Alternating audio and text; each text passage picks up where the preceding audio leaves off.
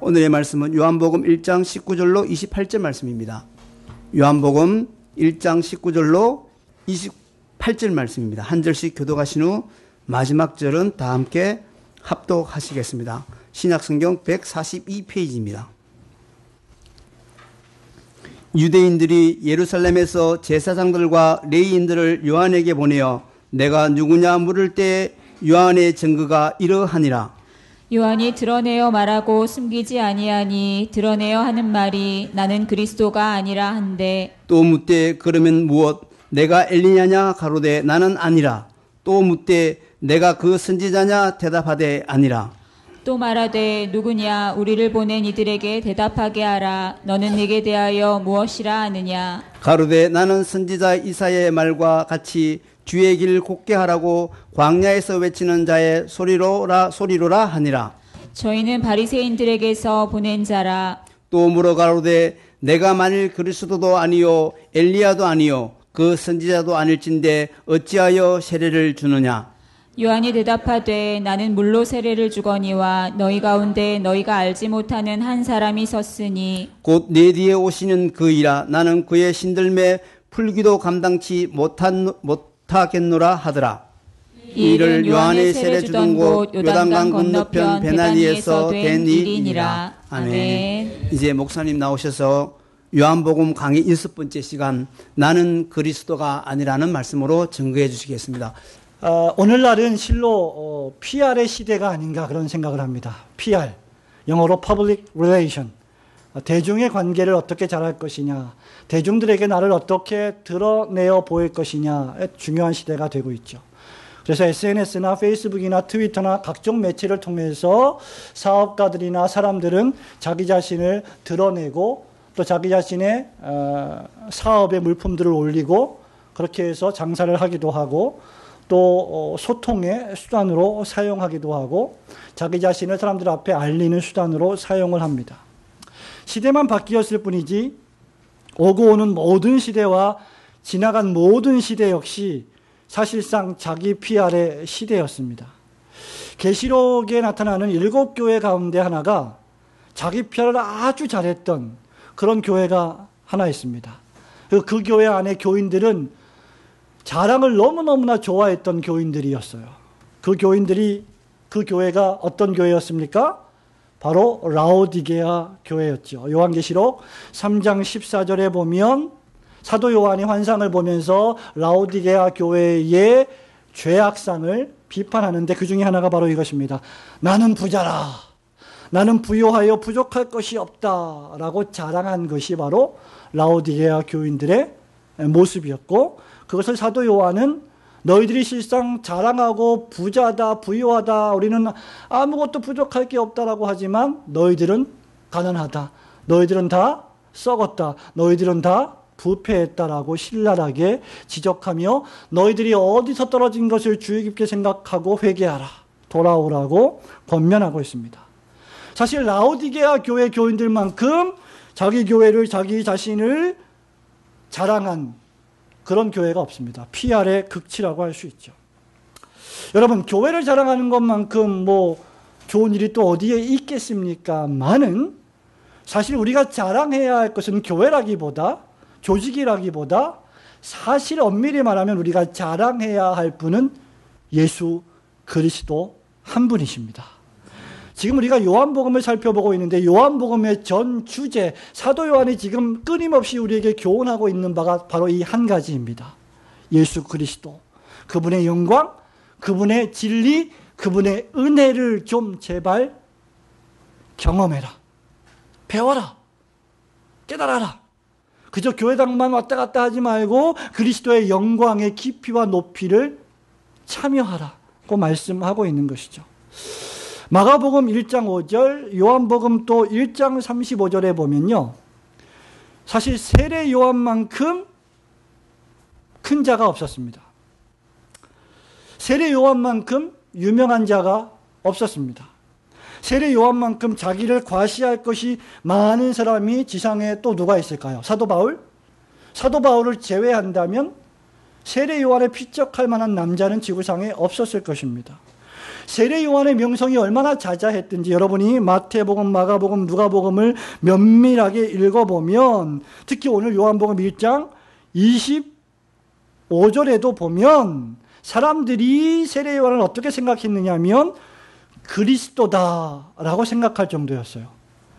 그리고 엘리야 선지자, 구약시대의 가장 위대한 선지자, 이스라엘 민족 유다인들이 가장 존경에 맞지 않았던 위인 가운데 하나라고 생각했습니다. 누구를요? 세례 요한입니다. 그래서 유대 당국자들은 세례 요한을 가리켜서 선지자 엘리야가 환생한 것으로 또는 오실 메시아 그리스도라고 생각할 정도였습니다. 세례 요한만큼 자기 자신을 아주 획기적으로 PR하는 그런 매력적인 사람도 없었죠. 세례 요한 어디 살았습니까? 어디 살았어요? 아파트에 살았습니까? 아니에요. 광야에 살았어요. 무슨 옷을 입었어요? 낙타 털옷을 입었습니다. 허리띠를 했습니다.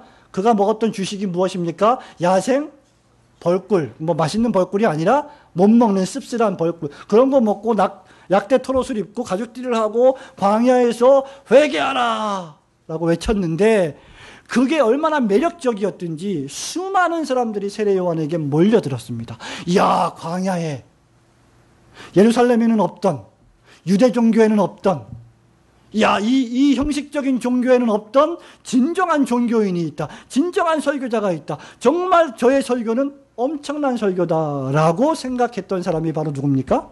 세례 요한이었어요. 이 사람은 일반 설교자들과 차원이 다른 사람이었습니다. 심지어 우리 예수님께서도 요한복음 1장 35절이나 또 이어서 나오는 말씀들에 보면 뭐라고 생각했냐면 켜서 비치는 등불이다. 켜서 비치는 등불이다. 예수님이 세례 요한을 가리킬 때 쓴 말입니다. 어마어마한 말씀으로 극찬하셨습니다. 이쯤 되면 세례 요한이 자기 자신을 생각할 때 좀 우쭐할 수 있었을 것입니다.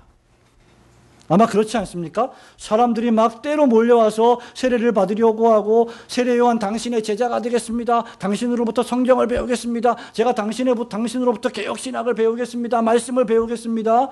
수많은 사람들이 몰려옵니다. 마침 바로 그때 정확하게 유대 당국자들 그리고 제사장들과 레위인들까지 와서 세례 요한에게 질문하기 시작하는 것이 본문의 배경입니다. 말하자면 종교인의 고관대작, 높은 지위에 있는 종교인들이 와서 이 메뚜기와 야생꿀을 양식으로 먹고 광야에서 낙타털옷을 입은 남자에게 질문하고 있는 겁니다. 19절에 뭐라고 질문하고 있습니까? 네가 누구냐? 네가 누구냐? 21절에 네가 선지자 엘리야냐? 그죠? 네가 그 선지자냐?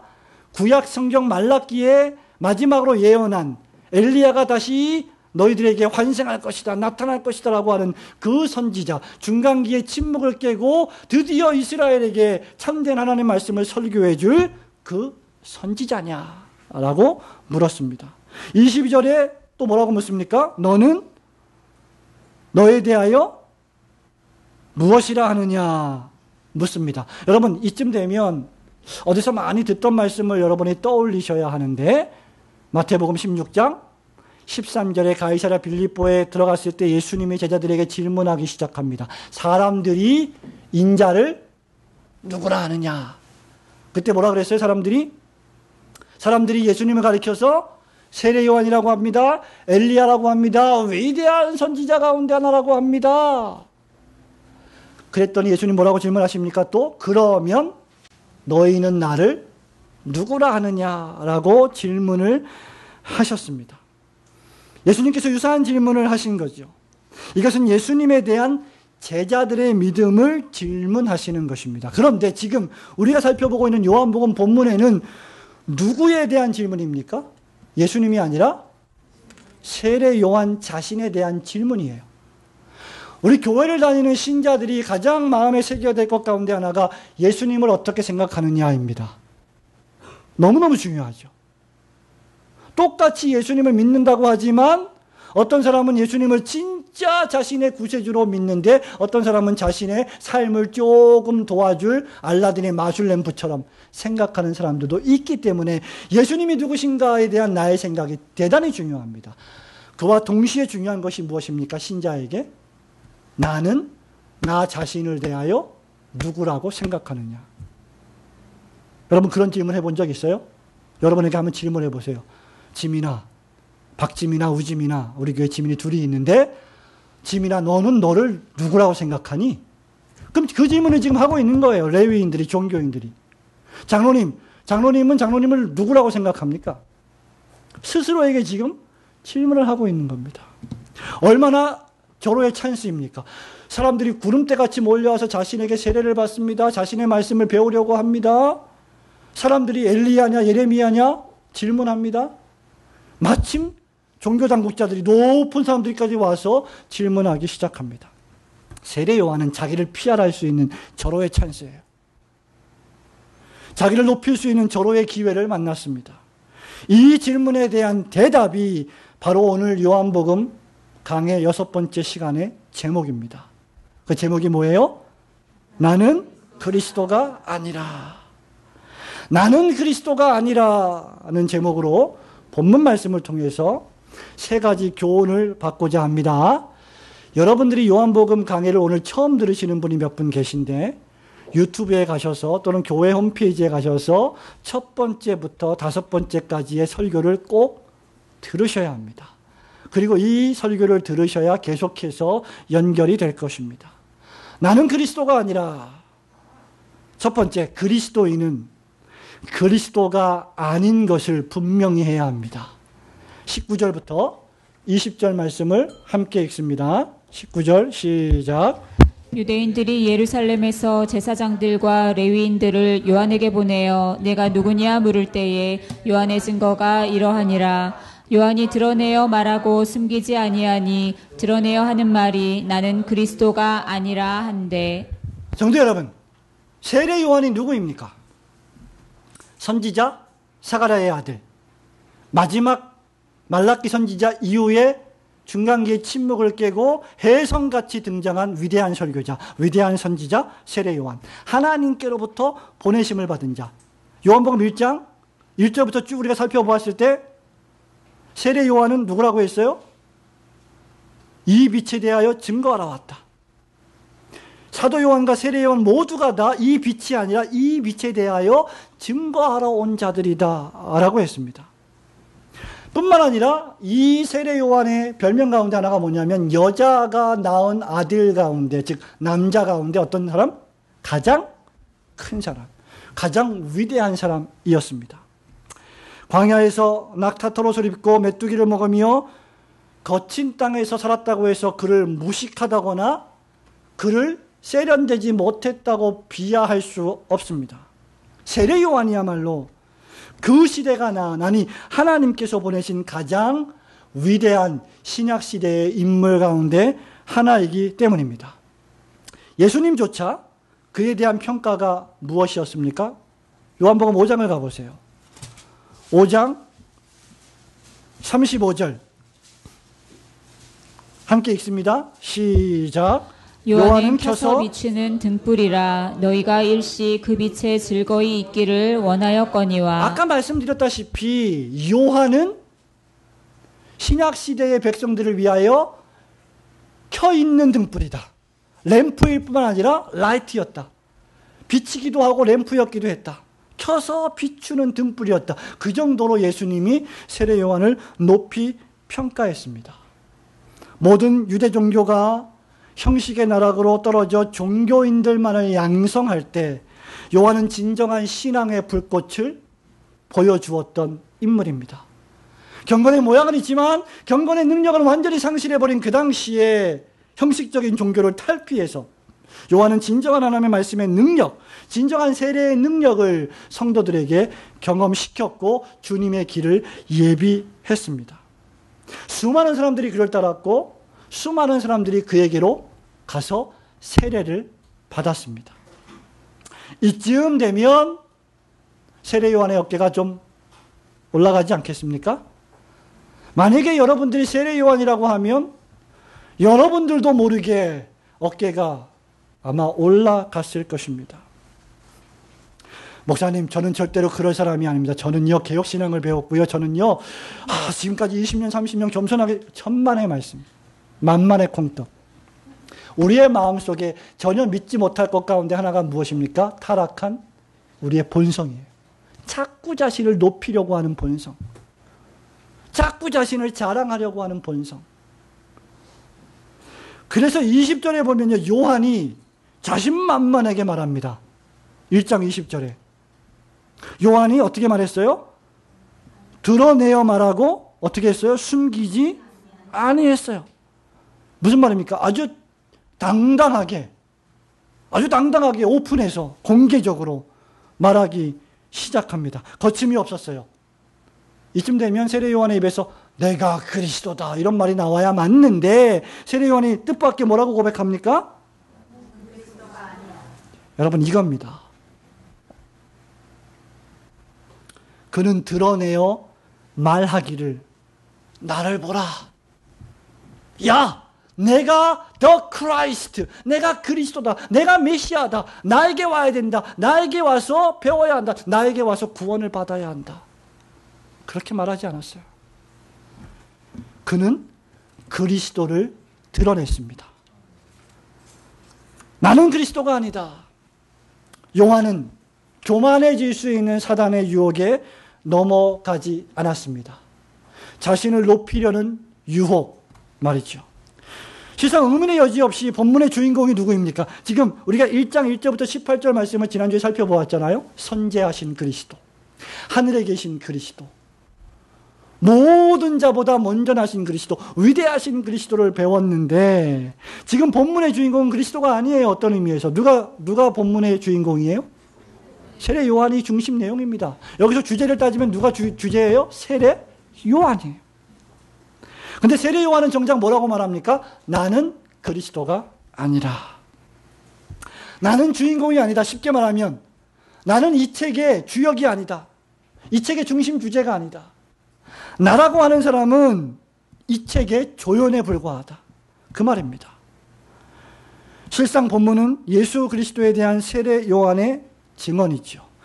전술한 바와 같이 1절부터 18절에서 우리는 선재하신 그리스도, 하나님이신 그리스도, 또 말씀해 보십시오, 성도 여러분. 빛이신 그리스도, 생명이신 그리스도, 신자들의 생명인 예수 그리스도, 신자가 영접하고 믿어야 할 그리스도. 그 그리스도에 대해서 우리가 배웠습니다. 본문은 무엇입니까? 바로 그 선재하신, 우리가 믿어야 할, 우리가 영광을 돌려야 할 그리스도에 대한 지상의 기록입니다. 그래서 영국 교회의 유명한 감독 라일 감독은 이 부분을 가리켜서 요한복음의 역사적 부분의 시작이다라고 말합니다. 1절부터 18절이 그리스도에 대한 신학적인 기록이라고 하면 19절부터 요한복음 20장까지는 그 선재하신 그리스도에 대한 역사적인 기록, 세상에서 그분이 행하신 모든 사건들에 대한 기록입니다. 그것을 또 둘로 나누면 1장부터 12장까지는 표적과 기적의 그리스도, 13장부터 20장까지는 순환과 죽음의 그리스도로 우리가 구분할 수 있을 것입니다. 그러나 말하자면 지금 세례 요한은 이 본문에서 메시아이신 그리스도를 증언하는 자에 불과하다는 것입니다. 이것이 나는 그리스도가 아닙니다의 진정한 의미입니다. 우리가 발견해야 할 것이 이것입니다. 성도 여러분, 저와 여러분은 1년, 짧게는 3년, 5년, 10년, 20년, 30년 평생을 신앙 생활을 해왔는데, 수없이 교회 생활을 해왔는데, 교회에서 스스로 그리스도가 되려고 하는 것을 버려야 합니다. 신앙 생활을 하면 할수록 나는 그리스도가 아니구나. 그리스도야말로 위대한 메시아이시구나. 하나님이야말로 나의 창조주이시구나. 나는 피조물이구나. 나는 죄인이구나 하는 것을 깨달아야 그게 진정한 신자의 모습입니다. 그리스도 당신은 하나님이십니다 라고 저와 여러분의 입술에서 늘 고백되어야 합니다. 신앙의 경력이 쌓이면 쌓일수록 그리스도가 되려 하면 안 됩니다. 책을 읽으면 읽을수록 진리의 지식을 발견하는 기쁨 때문에 자신은 자꾸자꾸 낮아지고 그리스도는 자꾸자꾸 높아져야 하는데 자기 자신을 과시하고자 하는 것이 타락한 인간의 본성입니다. 직분을 받으면 받을수록 섬겨야 하는데 그 직분으로 자신을 과시하려고 하면 그것이 그리스도가 되는 것입니다. 성도 여러분, 언제 어느 때든지 누구를 만나든지 나는 그리스도가 아닙니다 라고 고백하시는 성도님들이 되시기를 주님의 이름으로 축원합니다. 나는 그리스도가 아닙니다. 이 말은 그리스도인은 외치는 자의 소리입니다 라는 고백입니다. 21절부터 23절 말씀까지 천천히 하나님 말씀 또 읽어보겠습니다. 또 묻되 시작. 또 묻되 그러면 무엇 네가 엘리야냐 가로되 나는 아니라. 또 묻되 네가 그 선지자냐 대답하되 아니라. 또 말하되 누구냐 우리를 보낸 이들에게 대답하게 하라. 너는 내게 대하여 무엇이라 하느냐. 가로되 나는 선지자 이사야의 말과 같이 주의 길을 곧게 하라고 광야에서 외치는 자의 소리로라 하니라. 아멘. 세례 요한의 정체, 아이덴티티가 무엇이었느냐? 세례 요한은 말씀 자체가 아니었습니다. 세례 요한은 소리였어요. 말씀을 담는 소리입니다. 말씀은 누구십니까? 요한복음 1장 1절에 태초에 말씀이 계시니라. 이 말씀이 하나님과 함께 계셨으니 이 말씀이 곧 하나님이시니라. 말씀은 하나님이십니다. 말씀은 예수 그리스도이십니다. 세례 요한은 말씀이 아니에요. 말씀 자체가 아닙니다. 어떤 경우에든지 오고 오는 모든 역사 속에서 자기 자신을 또는 공동체를 또는 어떤 기관을 말씀 자체로 높이려는 시도가 바로 이단적인 시도입니다. 이것이 정확히 말하면 16세기 종교개혁이 일어난 원인이었죠. 이것이 정확히 로마 가톨릭 교회가 저지른 오류입니다. 로마 가톨릭 교회와 교황이 자기 자신은 무오하며 오류가 없으며 성모 마리아는 죄인이 아니며 거룩하며 교회가 결정한 모든 결정들에는 오류가 없다고 주장한 것, 즉 교황과 교회를 말씀과 동등한 권위, 아니 말씀보다 위에 있는 권위로 올려놓은 것이 저들의 실수였습니다. 놀랍게도 최근에 통합 측에서 그동안 한국교회가 이단으로 규정해왔던 레마선교회 이명범, 박윤식 목사, 대여섯 명의 이단들을 그동안 오해했다며 이단 오해에서 풀어주고 사면하는 놀라운 적그리스도적인 현상을 우리는 듣고 보았습니다.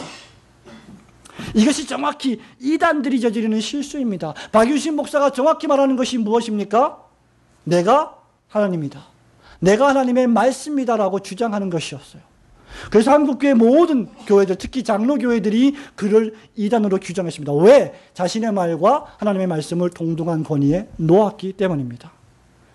그리고 그다음 이단들을 옹호하고 보호해 주는 자들의 실수가 바로 소리를 말씀의 권위와 동등하게 놓는 것이었죠.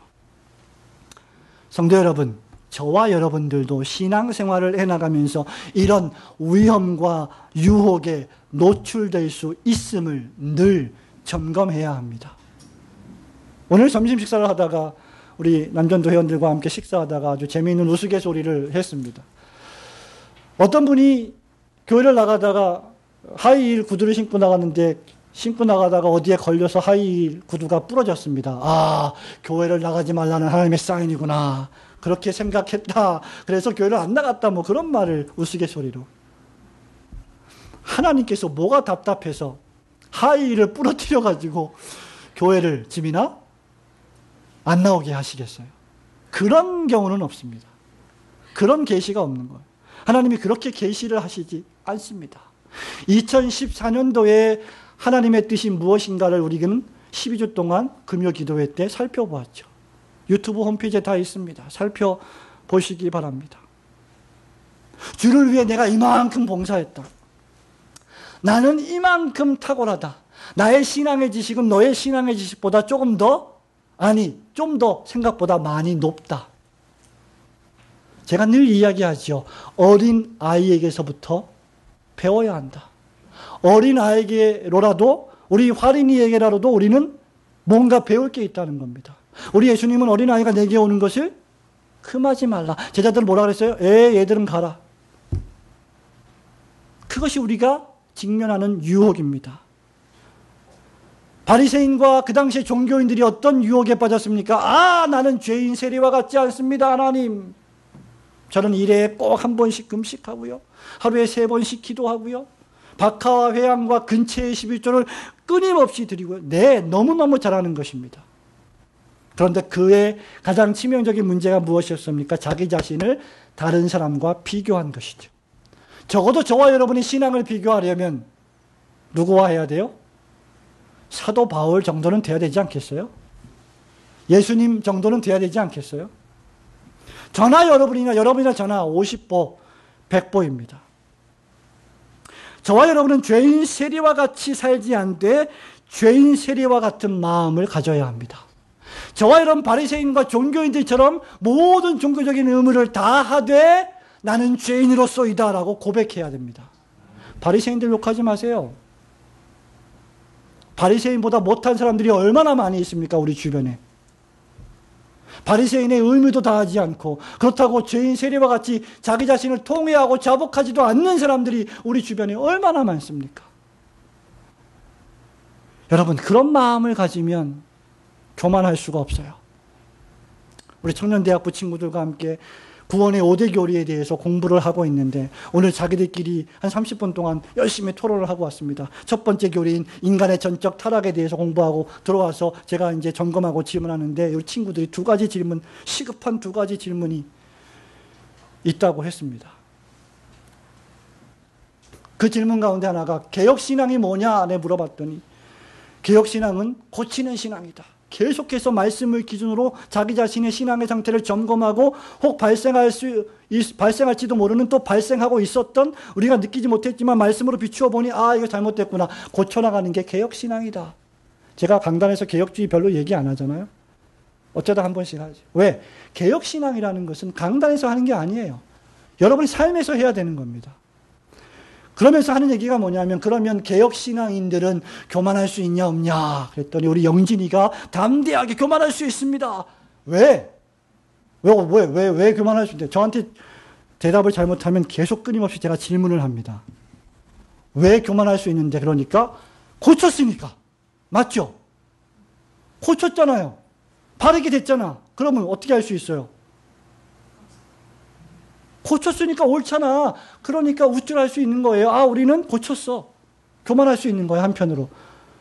동시에 교만할 수 있어요? 없어요? 그랬더니 영진이가 교만할 수 있습니다. 하은이가 옆에서 교만할 수 없습니다. 영진이가 왜 교만할 수 있어? 물어보니까 그렇게 대답하는. 그러니까 그럼 하은아 너는 왜 교만할 수 없어?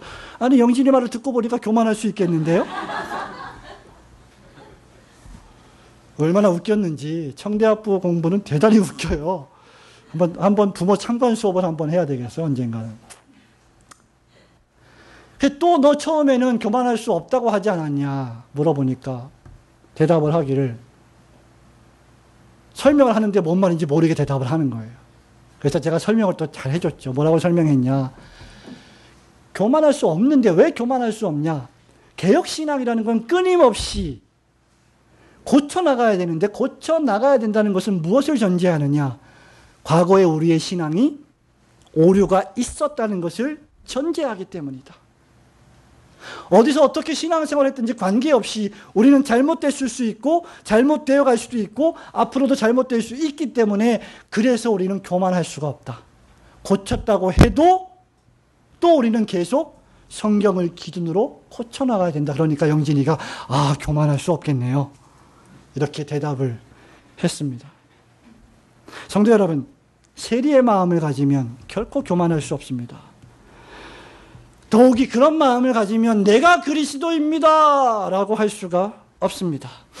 빈수레가 요란한 법이죠. 저와 여러분의 신앙은 좀 더 내적으로 단단해질 필요가 있습니다.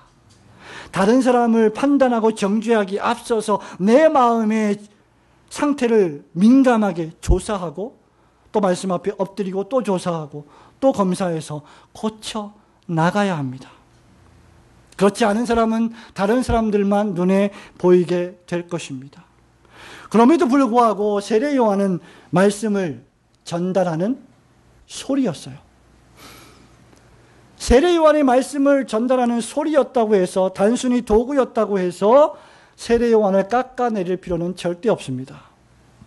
그에게는 하나님께서 말씀을 전달케 하시는 수단으로서의 권위가 있습니다. 그리고 그는 하나님께서 보내신 말씀의 대사입니다.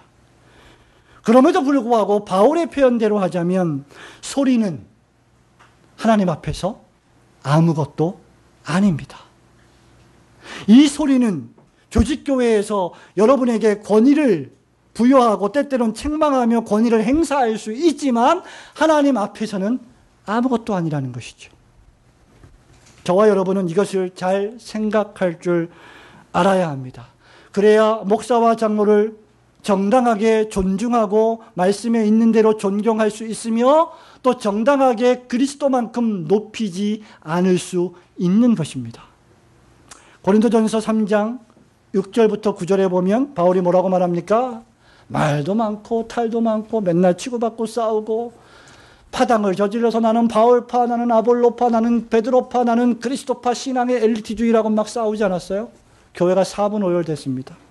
그때 바울이 뭐라고 말합니까? 나는 심었고 아볼로는 물을 주었으되 오직 하나님은 자라나게 하셨나니.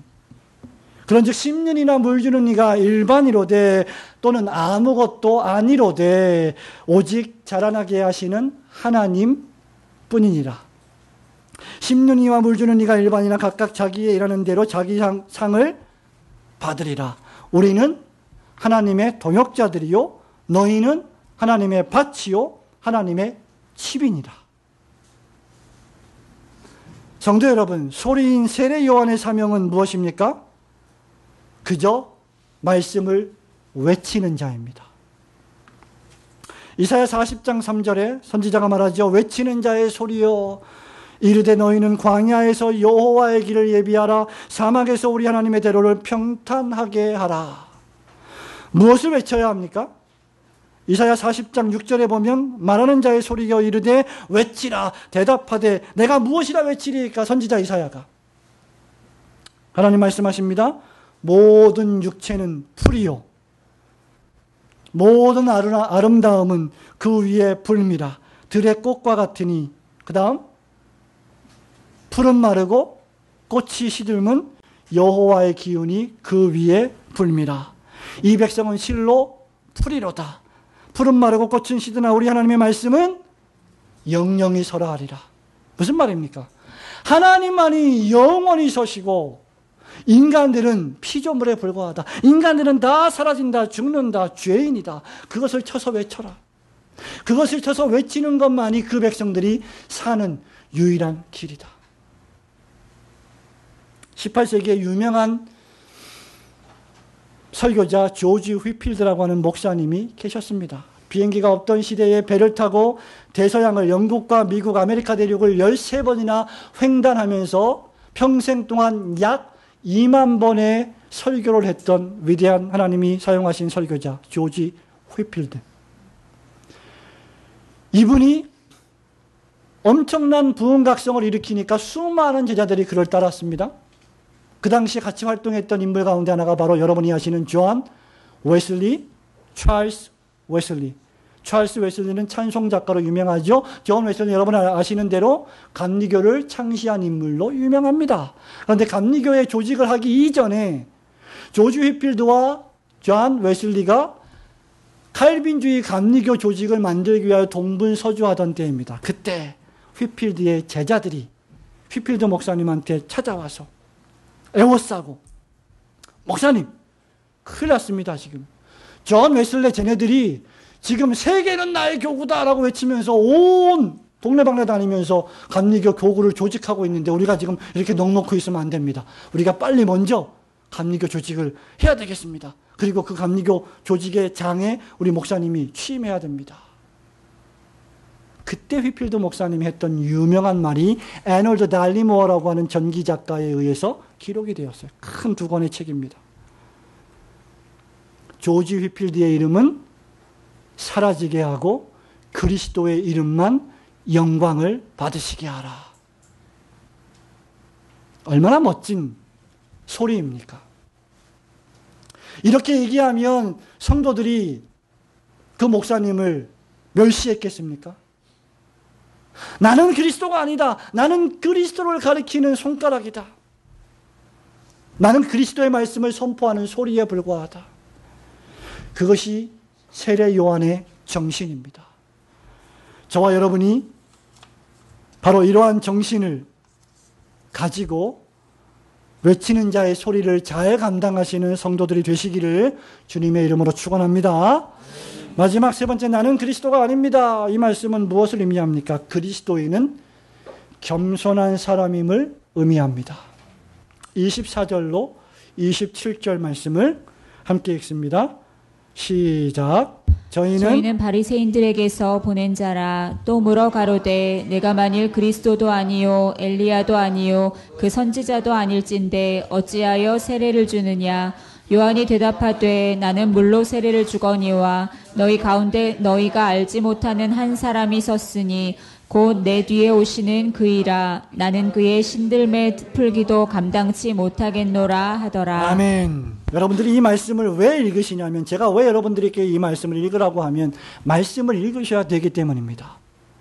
설교자가 무슨 말을 하느냐도 중요하지만 말씀 자체를 읽고 그 말씀을 여러분이 보고 생각하고 묵상하고 해석하는 것도 대단히 중요합니다. 오고 오는 모든 기독교회의 위대한 지도자들은 하나님의 진리의 말씀을 훼손시키는 일에는 자신의 목숨을 아끼지 않았어요. 하나님의 영광이 훼손된다? 하나님의 이름이 망령되이 일컬음을 당한다? 블레셋 사람들이 하나님의 이름을 저주한다? 다윗처럼 자신의 목숨을 내걸고 외치는 겁니다. 싸우는 거죠. 그들의 오류와 잘못을 책망했습니다. 이 책이 기록된 당시는 여러분 잘 아시죠? 지금 베너라고 하는 영화가 유명하게 절찬리에 상영되고 있는데 바로 로마 황제의 핍박이 극에 달했던 시대에 쓰여진 책입니다. 그들은 어떻게 항거했습니까? 황제는 주가 아니다. 황제는 신이 아니다. 황제는 피조물이다. 황제는 오직 예수 그리스도 한 분뿐이시다. 이렇게 그들은 황제 로마 제국의 오류를 책망한 것이죠. 무엇으로? 목숨으로, 생명으로. 왜냐하면 그리스도의 진리와 영광이 그들을 지배했기 때문입니다. 그들은 그래서 언제나 세례 요한의 정신을 지닌 것이죠. 본문 말씀을 보십시오. 나는 물로 세례를 준다. 하지만 너희가 전혀 알지 못하는 한 사람이 계신데 나는 그분의 신발끈을, 신들매는 신발끈이에요. 신발끈을 풀어드리기에도 어떤 사람이라고요? 무슨 말이에요 그게? 적합한 인물이 아닙니다. 그만큼 나는 미천한 존재입니다. 나는 감히 주님의 신발끈을 풀 수도 없는 그런 자격이 없는 사람입니다. 근데 여러분, 세례 요한이 그렇게 비천한 자입니까? 그렇지 않습니다. 아까 살펴본 바와 같이 예수님이 뭐라고 하셨습니까? 세례 요한을 가리켜서 켜서 비치는 등불이라 했어요. 불꽃입니다. 사람들이 그 불꽃을 보고 쫓아왔어요. 이구동성으로 그를 찬양했습니다. 그는 등불이었습니다. 많은 사람들을 진리로 이끌었던 존재였습니다. 많은 사람들이 따랐던 지도자였습니다. 그런데 요한은 무엇이라고 말합니까? 나는 그분의 신들매 풀기에도 합당치 못한, 즉 무가치한 자입니다 라고 말하는 거죠. 참으로 그렇습니다. 성도 여러분, 신자의 주요 관심사는 무엇이어야 하느냐? 오직 그리스도뿐이어야 합니다. 주일날 저와 여러분이 예배당에 나와서 가장 최우선의 관심사는 그리스도의 영광을 찬미하는 것뿐입니다.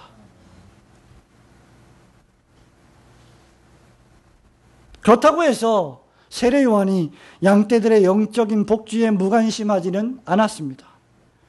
오히려 더 관심이 많았습니다. 그럼에도 우선순위가 잘못되면 모든 것이 잘못됩니다. 우리 남자 장로님, 집사님, 와이셔츠를 입을 때 단추 하나를 잘못 끼면 넥타이를 맬 수가 없습니다.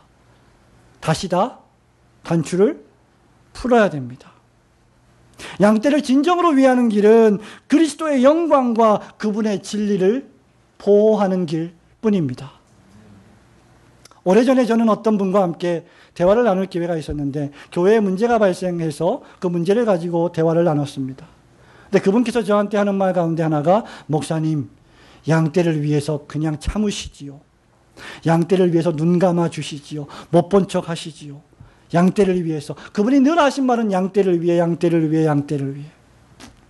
안타깝게도 그분의 입에서는 그리스도의 영광, 그리스도의 진리, 하나님의 나라, 하나님의 교회의 거룩성은 전혀 없었습니다. 그저 양떼, 그저 양떼. 진리가 없는, 영광이 없는, 그리스도가 없는 양떼가 무슨 의미란 것입니까? 유대인들과 바리새인들은 메시아가 오시기를 바랬지만 그들의 관심사는 그리스도의 영광이 아니었습니다. 이 정치적인 로마의 압제에서 우리를 드디어 누군가가 오셔서 해방시켜 주겠구나에 관심이 더 많았습니다. 그래서 지금 유대 당국자들은 세례 요한에게 뭐라고 말합니까? 25절에 보니까 야, 네가 그리스도도 아니고 엘리야도 아니고 선지자도 아니고 정식 교육도 안 받았고 신학교도 안 나왔는데 네가 왜 세례를 주느냐? 이게 초점이에요. 종교인들의 초점입니다. 너는 자격이 없어, 엄마. 네가 무슨 세례를 줘? 그들의 관심사는 이런 거예요. 어떻게 세례를 주느냐? 누가 세례를 주느냐? 언제 세례를 주느냐? 예? 그들은 늘 주변에 관심이 많았습니다. 이런 자들은 신앙의 중심, 신앙의 정수를 맛보지 못합니다. 늘 주변부에 있어요. 커튼 색깔은 뭘로 해야 되고, 주름은 몇 개를 만들어야 되고, 바닥은 이렇게 허물거는 거 하면 안 되고, 좀 진한 거 해야 되고, 늘 주변부에 관심이 있습니다. 그리스도의 구속엔 관심이 없으면서 그리스도의 영광을 보기는 원치 않으면서 세례 받아야 된다. 아니다. 침례 받아야 된다. 침례가 진짜다. 성찬상을 항상 강대상에 두어야 된다. 아니다. 성찬식만 할 때만 두어야 된다. 그거 가지고 피 터지게 싸워요. 수없이 논쟁하고 토론합니다. 이 설교가 좋다, 저 설교가 좋다, 야, 이 책이 좋아, 아니야, 그 책은 별로야, 이 책이 더 좋아. 성도 여러분, 제가 분명히 말씀드립니다. 저와 여러분이 열심히 책을 읽어야 하지만 주변에 머물면서 이러쿵저러쿵 훈수만 두면 안 됩니다. 성경을 읽을 때, 경건서적을 읽을 때 나의 폐부를 찌르는 말씀으로 자기 자신을 조사하는 자세로 읽어야 하지, 다른 사람을 판단하는 자세로 읽어서는 결코 안 됩니다. 역사상의 위대한 설교자들, 위대한 종교개혁가들, 저와 여러분보다 훨씬 더 위대한 사람들이었습니다. 제가 볼 때는. 제가 아무리 열심히 말씀을 준비해도 그분들처럼 통찰력 있게 말씀을 전하기가 어려울 정도로 그분들은 큰 산들입니다. 책 몇 줄 읽고 책 몇 권 읽었다는 것 가지고 위대한 설교자를 평가하고, 유튜브에 있는 이 설교 저 설교 들으면서 아, 이분 설교는 저렇고 그러는 사이에 저와 여러분의 영혼은 어떤 의미에서 피폐해집니다. 저와 여러분은 그리스도의 영광 안으로 들어와야 됩니다. 그때 비로소 우리는 겸손해질 수가 있습니다. 그제서야 우리는 그분만을 높이는 것입니다.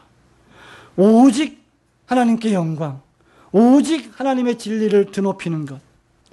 내 뒤에 오시지만 나보다 크신 분이 계시다.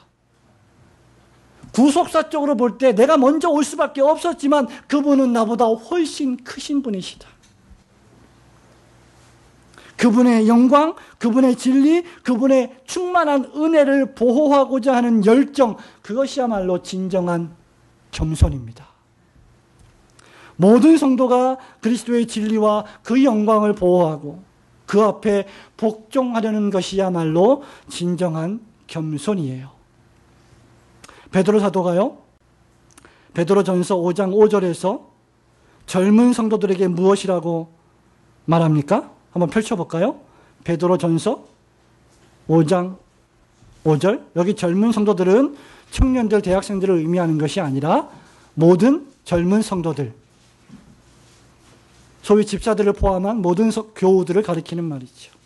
5장 5절입니다. 같이 읽어볼까요? 시작. 젊은 자들아 이와 같이 장로들에게 순복하고 다 서로 겸손으로 허리를 동이라. 하나님이 교만한 자를 대적하시되 겸손한 자들에게는 은혜를 주시느니라. 하나님에게 순복하라 하지 않고 누구에게 순복하라고요? 아이고, 장로님들이 장로님다워야 뭐 순복을 하지. 여러분 그런 마음 드십니까? 목사님이 요즘 목사님다워야 뭐 순종을 하지. 예, 물론 장로님은 장로님다워야 합니다. 목사님은 목사님다워야 합니다. 그것이 무엇입니까? 목사와 장로가 그리스도의 영광 앞에 무릎을 꿇을 때, 그리스도의 진리의 말씀 앞에 먼저 모범을 보이며 겸손하게 쩔쩔맬 때, 그분의 진리를 보호하고 수호하려고 애쓸 때, 그럴 때 성도들은 진정으로 목사와 장로들에게 순종합니다. 우리 올고든 교회는 비록 큰 교회는 아니지만 그러한 목사와 장로가 되려고 노력하고 있고, 그러한 목사와 장로를 존중하고 존경하려고 노력하는 성도들이 모인 교회라고 저는 믿습니다. 저와 여러분이 우리에게 주어진 이 길을 변함없이 끝까지 걸어 나가시기를 주님의 이름으로 축원합니다. 성도 여러분, 말씀을 맺습니다. 28절에 따르면 이 모든 일은 요단강 건너편 어디서 벌어졌어요? 베다니에서 벌어졌다라고 했습니다. 히브리 학자 게제니우스에 따르면 이 베다니는 사사기 7장 24절에 언급된 벳바라라고 하는 지명의 이름입니다. 벳바라는 히브리어로 통과의 집, the house of passage, 통과의 집을 의미합니다. 말하자면 이 일이 세례 요한이 세례 주던 요단강 건너편 베다니에서 된 일이다. 이 말은 형식주의를 유대 종교로부터 탈출하여 예수 그리스도의 진정한 세례를 받고 중생받아 하나님의 나라로 통과된 지명을 상징하고 있는 의미입니다. 이 산에서도 말고 저 산에서도 말고 신령과 진정으로 예배하라는 말이죠. 그것이 바로 죄로부터 통과하여 그리스도의 죽음을 통과하여 의의 길로 통과된, 옮겨온 신자들의 삶의 특징입니다. 그러기 위해서 성도는 회개하라, 천국이 가까웠느니라 하는 세례 요한의 외침을 듣고 참되게 회개하고 죄에 대하여 죽고 의에 대하여 살고 진정으로 겸손한 신자가 되어야 합니다. 저와 여러분은 예수를 따라가는 좋은 군사입니다. 예수께서 여러분의 군사가 아니십니다. 내가 예수의 군사입니다. 이것을 분명히 하시기 바랍니다. 마음대로 예수님을 여러분 마음대로 부리지 마십시오. 우리는 그리스도가 아닙니다. 우리는 그리스도의 소리입니다. 그리스도의 소리로서 겸손히 외치는 자의 사명을 잘 감당해야 합니다. 이유는 두 가지입니다. 하나님께서 교만한 자를 물리치시기 때문이며, 다른 하나는 하나님께서 겸손한 자를 높이시기 때문입니다. 야고보서 4장 10절에 주 앞에서 낮추라. 그리하면 주께서 너희를 높이시리라. 베드로전서 5장 6절에 그러므로 하나님의 능하신 손 아래에서 겸손하라. 때가 되면 너희를 높이시리라. 이것이 세례 요한의 정신이었습니다. 여러분이 주님을 섬길 때 주 앞에서 낮추시기를 축원합니다. 여러분이 가르칠 때 주 앞에서 낮추시기를 축원합니다. 여러분이 누군가에게 복음을 전하고 설교할 때 낮추십시오. 그리하면 주께서 높이실 것입니다. 주님이 높이실 것을 굳게 믿고 늘 겸손한 세례 요한의 정신을 유지하시는 멋진 성도님들이 되시길 주님의 이름으로 축원합니다. 아멘. 찬송